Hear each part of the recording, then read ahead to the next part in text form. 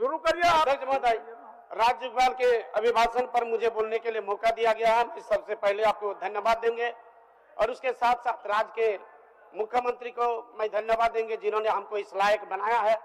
साथ ही साथ सदन के दोनों पक्ष को हम बहुत बहुत बधाई देंगे जिन्होंने आज सभा में यहाँ पर है।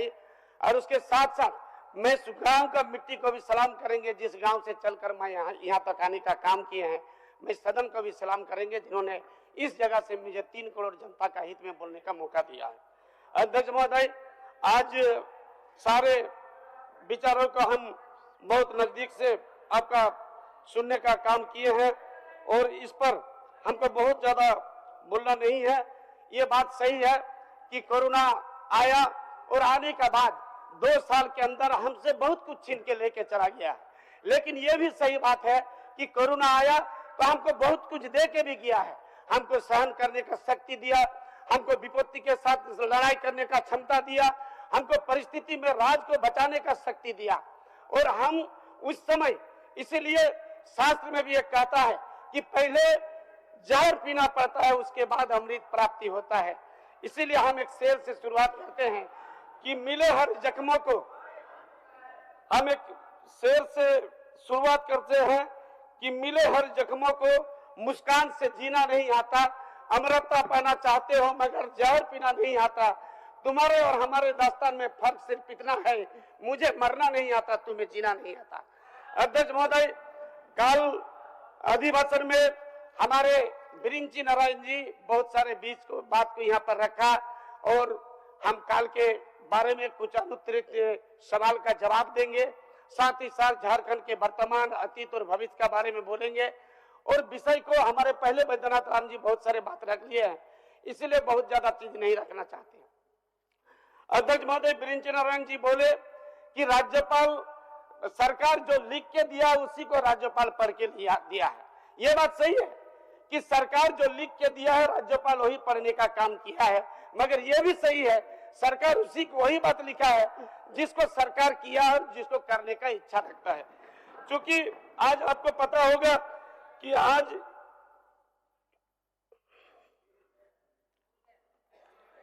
डॉक्टरिन ऑफ वेलफेयर सिस्टम पूरे राज्य में है और इसी से एक परंपरा बनता है कि राज्यपाल वही बोलता है जो सरकार लिख के देता है। दूसरा बात, आपने बार बार ये शब्द यूज किया है मिथ्या, आप झूठ बात का बार बार यूज किए हैं। तो महोदय, सच को सच प्रमाण करने के लिए 2 लोगों का जरूरत होता है, एक सच बोलने वाले का, दूसरा सच सुनने वाले का। हम तो सच बोलेंगे, लेकिन क्या आपको सच सुनने का इच्छा है, सच सुनने का शक्ति है? आप सच सुन नहीं सकते हैं। इसलिए हम देखें हमेशा हमारे मुख्यमंत्री महोदय जब अपना बात को शुरू करना चाहते हैं, आप लोग एक एक करके, पहले भानु जी भागते हैं, उसके बाद बिरिंची नारायण जी भागते हैं, एक एक करके सब भागने का काम करते हैं। आपने काल सरकार फेल होने का बात कई बार बोले हैं।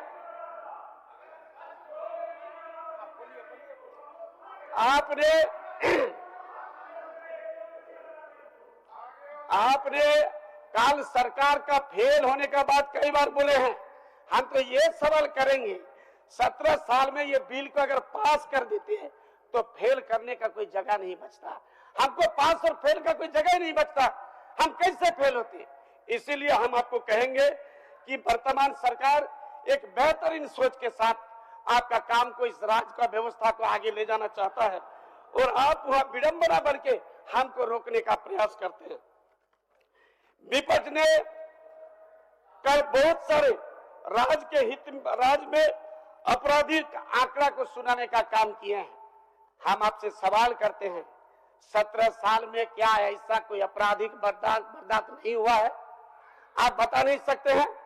17 साल में ऐसा कई घटना घटा है और आंकड़ा मेरा पास भी है, अगर समय दीजिएगा तो हम आंकड़ा को पढ़ के आपके पास सुनाना चाहते हैं। आंकड़ा को सुनाना चाहते हैं। राज्य में जो संकट की स्थिति है, इसके जिम्मेदार कौन है? आज 17 साल तक राज्य को चलाने का काम किए हैं। आज अगर हेमंत सोरेन को आजादी का 75 साल बाद, झारखंड राज्य का 22 साल बाद अगर 10 रुपया में धोती साड़ी बांटना पड़ता है, ये दुर्भाग्य का विषय है। इसीलिए आप 17 साल इस राज्य को संपन्न नहीं किए, परिपक्व नहीं किए, मजबूत नहीं किए, रोजगार नहीं दे पाए, जिसके चलते आज 17 साल बाद 10 रुपया में धोती साड़ी बांटना पड़ रहा। आपने अर्जुन मुंडा को आपका अदालत का आदेश आने के बाद भी स्थानीयता का नीति और आपका नियोजन नीति को लागू क्यों नहीं किया? सरकार, आपका विपक्ष जवाब दे, कहां थे वो? उसके बाद रघुवर सरकार आया तो 1985 को काट अपडेट किया। ये राज्य का सर्वांगीण हित में था, और उस समय प्राक्कलन घोटाला इतना चरम पर था कि आपको बताना चाहता हूं, 265 करोड़ को कोई नियम कानून के बगैर 510 आपका करोड़ कर दिया गया है। उसके बाद 333 करोड़ को सीधा 790 करोड़ कर दिया गया है। कौन किया है? आपके सरकार किया था, आपको दिखता नहीं है। मोमेंटम घोटाला जग जाहिर है, आप हाथी को उड़ाए, साथ ही साथ पूरा झारखंड को उड़ा दिए। आप सिर्फ हाथी को नहीं हुए, पूरा झारखंड को उड़ाने का काम किया है। मॉब लिंचिंग तो इतना था कि सबसे चरम पर था। इसके लिए जवाब कौन देगा, ये बताइए आप आज हमको। आपने बोले कि आपके समय भ्रष्टाचार नहीं था, भ्रष्टाचार था। आप अपराधी को माफ किए, हमने अपराधी को सजा देने का काम किया है। हमने आईएएस को जेल भेजने का काम किए, हमने चीफ इंजीनियर को जेल भेजने का काम किए, ऐसे कई पदाधिकारी के ऊपर कार्रवाई की है हेमंत सरकार, और उनको जेल भेजने का काम किया है। हम इसीलिए आपको कहना चाहते हैं,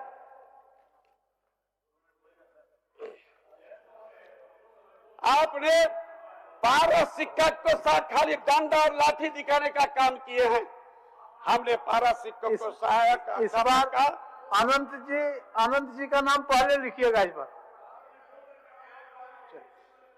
हमने 12 शिक्षक को सहायक अध्यापक के में सुशोभित करने का काम किया है। ऐसे हजारों काम हमारे सरकार ने। हमने आपका इलाज के लिए 10 लाख, ये पहले आपका सरकार नहीं किया था। सीधा हमारा सरकार इलाज के लिए 10 लाख का आपका ये को राशि को देने का काम किया है। उसके साथ साथ क्या आप बोलिए, उसमें बोलिए आवाज नहीं।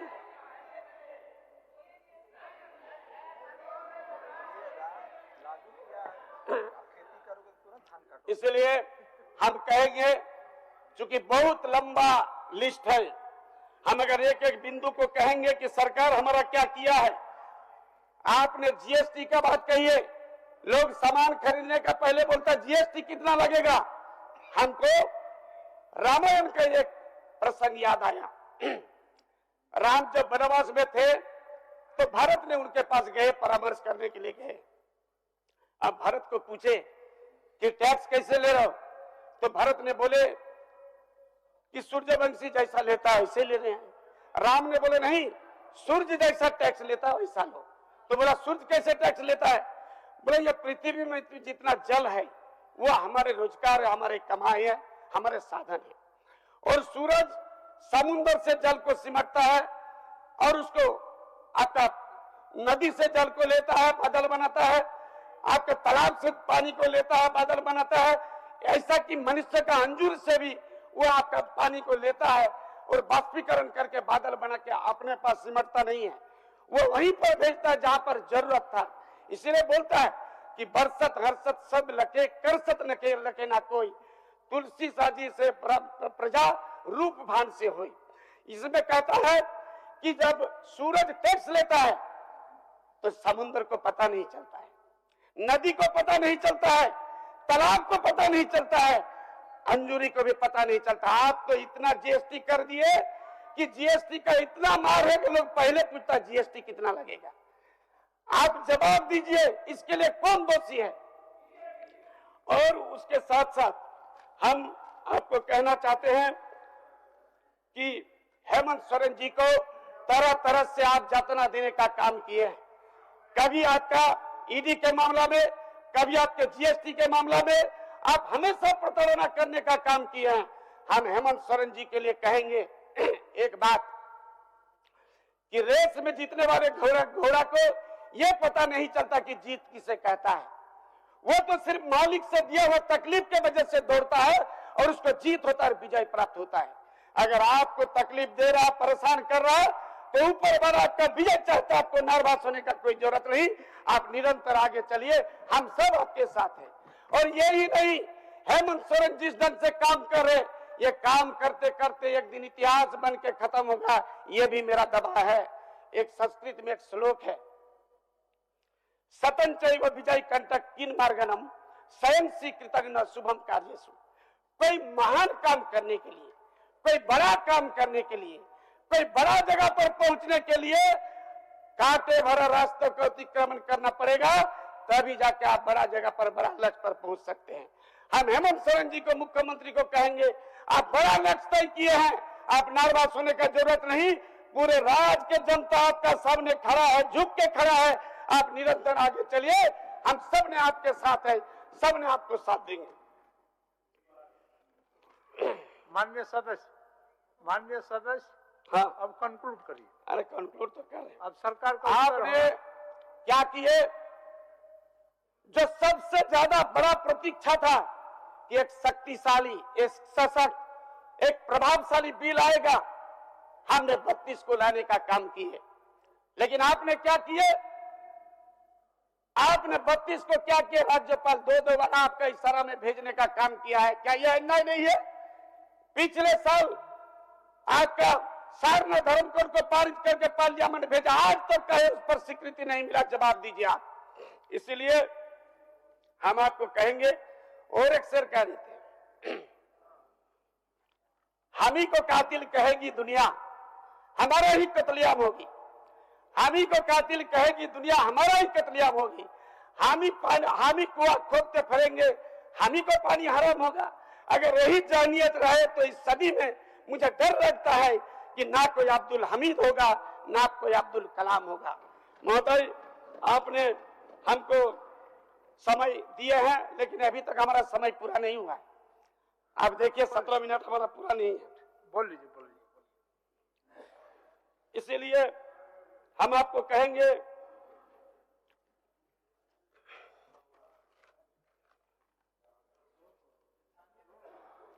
आपने अदानी अंबानी जैसा पूंजीपति को सीएनटी और जी बात का लाभ देने के लिए सीएनटी और जीएसटी बात का एसटीपी पर आपका संशोधन का बिल लाए थे। यह सही है कि गलत है? आप भूमि अधिग्रहण का कानून को बदलने का काम कर रहे थे। उसके साथ साथ हम सिर्फ पुराना पेंशन का बात नहीं करते हैं। हम जैसे पुराना ओल्ड पेंशन का बात करते हैं, ऐसे ही सुबह कुदाली लेके लाचार बेबस जब जाता है और शाम को पसीना बह के, झुक के, थक के जब घर आता है, उसका व्यथा को, उसका दुख को, उसका तकलीफ को भी हमारे हेमंत सोरेन जी समझते हैं। और निश्चित रूप से सबसे पहले उनका कलम चला, मनोरेगा में 140 रुपया बढ़ा के उन्होंने सबसे बड़ा काम किया मजदूर के लिए। और इसीलिए उस पर भी एक शेर है कि काम सब घर जरूरी है जो सब करते हैं। काम सब घर जरूरी है जो सब करते हैं, और हम कुछ नहीं करते, गजब करते हैं। आपके नजर में सूरज का है जितनी अजमत, मैं चिरागों कभी उतनी अदब करते हैं।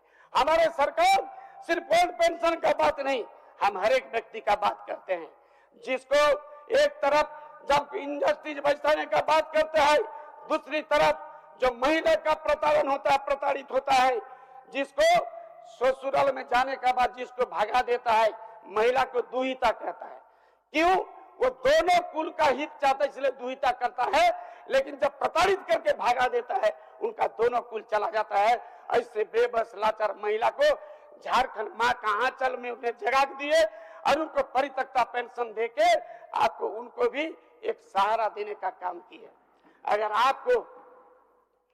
आपको ये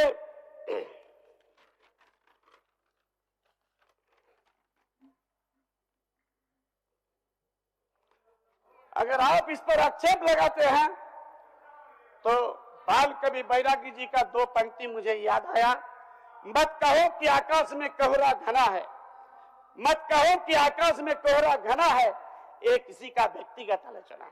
इसलिए हम आप सबको कहेंगे कि हमारे सरकार एक बेहतरीन सोच के साथ निरंतर आगे बढ़ रहा है। चाहे सावित्रीबाई फुले योजना बात के, आप लोग बोलते हैं कि संथाल ढोकर बैठा दिया, ये संथाल का विचार को सोचने का जरूरत है। आज सावित्रीबाई फुले एक शिकार में, एक गोली में 3-3 शिकार। पहला जो भ्रूण हत्या हो रहा था, जो भ्रूण हत्या हो रहा था, 1 साल में 1 करोड़ भ्रूण हत्या होता हमारा भारतवर्ष में। आज उसको सावित्रीबाई फुले योजना में उसको शामिल करके उनको यह बोला गया है कि भगवान अगर किसी को धरती में ला रहा तो उसको रोकने का अधिकार नहीं है। तुम अगर पढ़ाने के लिए सक्षम नहीं है, हम उसको पढ़ाएंगे, नहीं बेटी समझेंगे।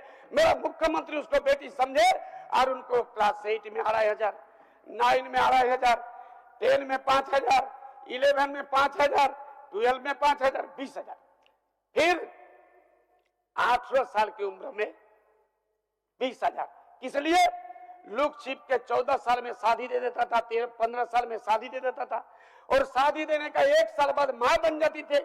उसका सर्वे रिपोर्ट बताया कि कम उम्र में शादी देने के बाद, मां बन जाने के बाद उनका शरीर का रेजिस्टेंस पावर, इम्यूनिटी पावर कम होता था।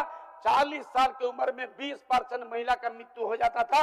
वो सोच रही है अगर कम उम्र में शादी देंगे तो ये 20,000 रुपया हमको नहीं मिलेगा, और उस पर एक अंकुश हो गया।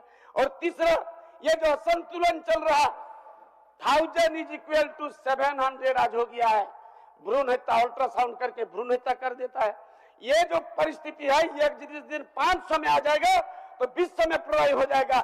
इसीलिए आज भ्रूण हत्या कम हो गया, और ये एक बड़ा काम करके हमारे हेमंत सोरेन दिखा दिए कि मैं सिर्फ राज के लिए नहीं बल्कि देश के प्रति भी मेरा प्रतिबद्धता है, मेरा जवाबदेही है, मेरा जिम्मेदारी है।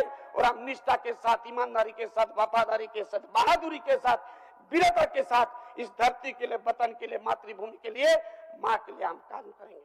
महोदय, आपने हमको बोलने का मौका दिया, इसलिए बहुत बहुत धन्यवाद देकर मैं अपना वाणी को विराम देता हूँ। सबको जोहार, नमस्कार, धन्यवाद। धन्यवाद। माननीय मंत्री, सरकार का उत्तर।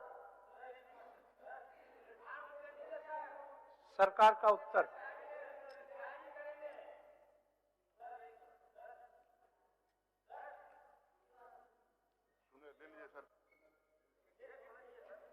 अब बोलिए। अंतिम में क्या? अंतिम भला तो सब भला, हम ऐसा नहीं कि हमारे साथी